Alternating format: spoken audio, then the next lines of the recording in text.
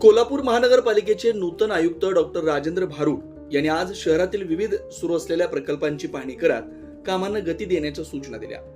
सकाळपासून सुरू झालेल्या दौऱ्यात त्यांनी गोकुळ हॉटेल शेजारील multi level car parking, Venus corner येथील गाडी अड्डा, केशवराव भोसले नाट्यगृह आणि सरस्वती टॉकीज परिसरातील पार्किंग प्रकल्पांची पाहणी केली। गोकुळ परिसरातील पार्किंग प्रकल्प तातडीने पूर्ण करून सुरू करण्याचे निर्देश देताना जाहिरात प्रक्रियाही वेगाने राबवण्यास सांगितलं।